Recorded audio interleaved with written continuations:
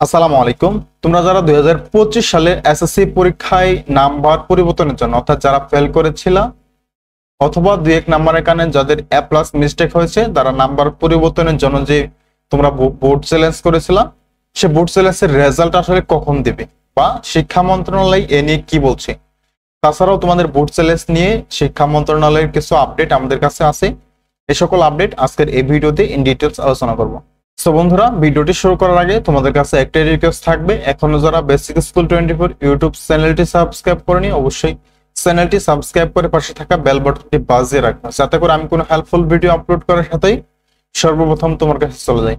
এছাড়াও তোমাদের পরীক্ষা রিলেটেড সকল আপডেট অর্থাৎ তোমাদের যদি সাপ্লিমেন্টারি পরীক্ষা চালু করা হয় বা তোমাদের বোর্ড চ্যালেঞ্জ নিয়ে যে সকল আপডেট প্রয়োজন এ সকল কিছু আমাদের এই চ্যানেলে পেয়ে যাবা। এক কথায় তোমার লেখাপড়া সম্পর্কিত সকল আপডেট বেসিক স্কুল 24 পেয়ে যাবা। আর দেরি না করে এখনই সাবস্ক্রাইব করে আমাদের সাথে যুক্ত হয়ে যাও।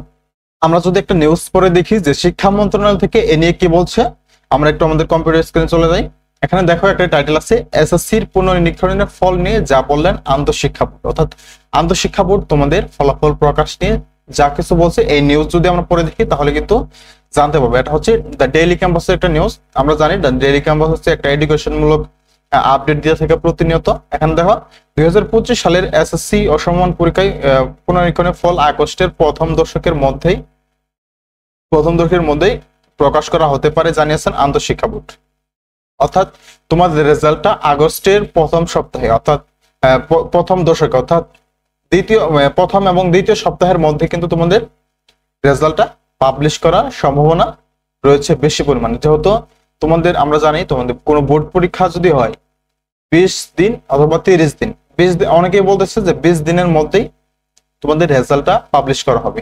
তবে এটা হচ্ছে এবার হয়তো বা 20 দিনে হবে না, কারণ আবার 30 দিনে হবে। কারণ যেহেতু এবার অধিক পরিমাণে বোর্ড চ্যালেঞ্জ করেছে, অধিক পরিমাণে শিক্ষার্থী ফেল করেছে, অধিক পরিমাণে শিক্ষার্থীর এ প্লাস মিস্টেক হয়েছে, তারা কিন্তু সবাই বোর্ড চ্যালেঞ্জ করেছে।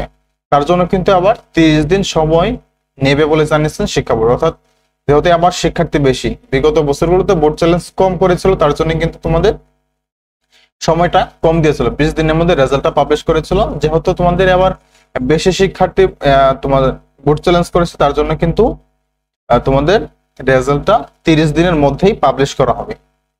তারপর এখানে কি বলা আছে, 2025 সালের এসএসসি সমান পরীক্ষায় ফল প্রণয়ন করেন আগস্ট। শনিবার 19 জুলাই দ্য ডেইলি ক্যাম্পাসকে এ তথ্য নিশ্চিত করেছেন আন্তঃশিক্ষা বোর্ড পরীক্ষা নিয়ন্ত্রক কমিটির আহ্বায়ক অধ্যাপক SM কামাল উদ্দিন হায়দার। এই কথাগুলো কিন্তু পরীক্ষা নিয়ন্ত্রক অধ্যাপক SM কামাল উদ্দিন হায়দার এই তথ্যগুলো কিন্তু ডেইলি ক্যাম্পাসকে দিয়েছে। এবার কিন্তু অনেক শিক্ষার্থী বোর্ড চ্যালেঞ্জ করেছে। তোমরা যারা বোর্ড চ্যালেঞ্জ করেছো তোমাদের রেজাল্ট পরিবর্তনের এবার কিন্তু সংখ্যাটা বেশি, তোমাদের রেজাল্ট পরিবর্তন হওয়ার সম্ভাবনা কিন্তু আবার বেশি আছে। কেন বেশি আছে? কারণ তোমরা জানো ইতিমধ্যেই অনেক শিক্ষার্থী অনেক অভিভাবক কিন্তু শিক্ষা বোর্ডের সামনে আন্দোলন করতেছে। তারা বলতেছে যে আমরা একটা বছর পিছিয়ে দিতে চাই না, আমাদের সাপ্লিমেন্টারি পরীক্ষা চালু করা হোক, আমরা কলেজ ভর্তি চাই এবং এমসিকিউ এবং সিকিউ মিলিয়ে পাস যেন দেওয়া হয়। এই তিনটা দাবি বা আরো কয়েকটা দাবি কিন্তু শিক্ষা মন্ত্রণালয়ের কাছে শিক্ষার্থীরা বা যেসব শিক্ষার্থী ফেল করেছে এবং তার অভিভাবকরা কিন্তু এই দাবিগুলো শিক্ষা মন্ত্রণালয়ের কাছে করতেছে। এই দাবিগুলো কি মেনে নেওয়া হবে কিনা এখনো কিন্তু শিওর জানা যায়নি। তবে শিক্ষা মন্ত্রণালয় কিন্তু এ নিয়ে ভেবেচিন্তে দেখবে যদি তোমাদের সাপ্লিমেন্টারি পরীক্ষা চালু করা হবে কিনা বা তোমাদের এমসিকিউ এবং সিকিউ মিলিয়ে পাস দেওয়া হবে কিনা। তোমাদের বোর্ড চ্যালেঞ্জের পরেও কিন্তু অনেক শিক্ষার্থী ফেলই থেকে যাবে। বোর্ড চ্যালেঞ্জ করলা আর যে সবার রেজাল্ট পরিবর্তন হলো এমনটা না। আসলে বোর্ড চ্যালেঞ্জ হচ্ছে তোমার 2-1 নাম্বারের জন্য পাস চলে আসতে পারে। এখানে তোমার দেখা হবে 3-4টা বিষয়।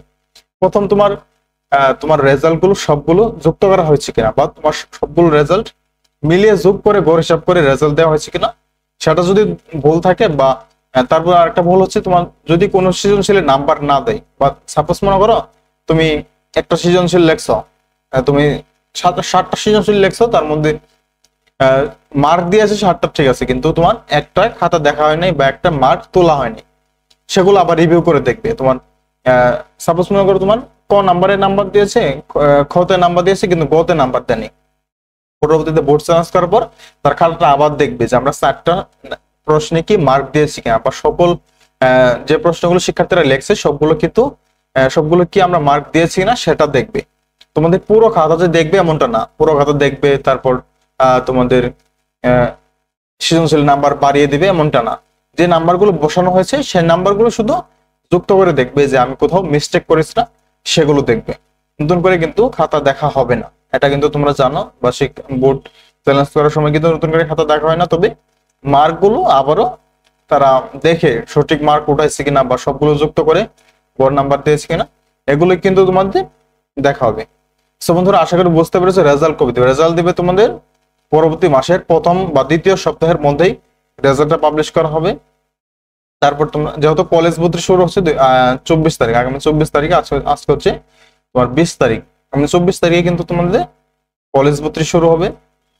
তোমাদের রেজাল্ট ইনশাল্লাহ খুব শীঘ্রই দিয়ে দিবে। যারা বোর্ড চ্যালেঞ্জ করেছো তাহলে তোমরা, যাদের রেজাল্টটা পরিবর্তন হবে বা যারা পাস করবে তারা কিন্তু কলেজ ভর্তি পরবর্তী সময় পাবে, তারাও কিন্তু কলেজ ভর্তি হবে। এমনটা না যে আমাদের রেজাল্ট যেহেতু পরবর্তী মাসের প্রথম এবং দ্বিতীয় সপ্তাহে দিচ্ছে আমরা কলেজ ভর্তি হবে, তোমাদের কলেজ ভর্তির সময় কিন্তু থাকবে। তোমরা এখন থেকেই যাদের কনফিডেন্স আছে আমরা পাস করব, যে বোর্ড চ্যালেঞ্জ করি 2-1 নাম্বারের কারণে ফেল চলে আসলে এটা পাস করব, তোমরা কলেজ, তোমার কলেজ বাছাই করে রাখো, কোন কলেজে চয়েস দিবা বা কোন কলেজে এডমিশন নিবা সে সকল কিছু বিবেচনা করে রাখো। সো বন্ধুরা, আশা করি বুঝতে পেরেছো যে সকল আপডেট আমাদের কাছে ছিল সর্বশেষ সেই আপডেটগুলো দিয়েছি। পরবর্তী আপডেট পেতে আমাদের চ্যানেলটি সাবস্ক্রাইব করে আমাদের সাথে যুক্ত থাকো। ধন্যবাদ সবাইকে, দেখা হবে পরবর্তী কোনো এক হেল্পফুল ভিডিও নিয়ে। এতক্ষণ পর্যন্ত ভালো থাকুন, সুস্থ থাকুন, আল্লাহ হাফিজ, আসসালামু আলাইকুম।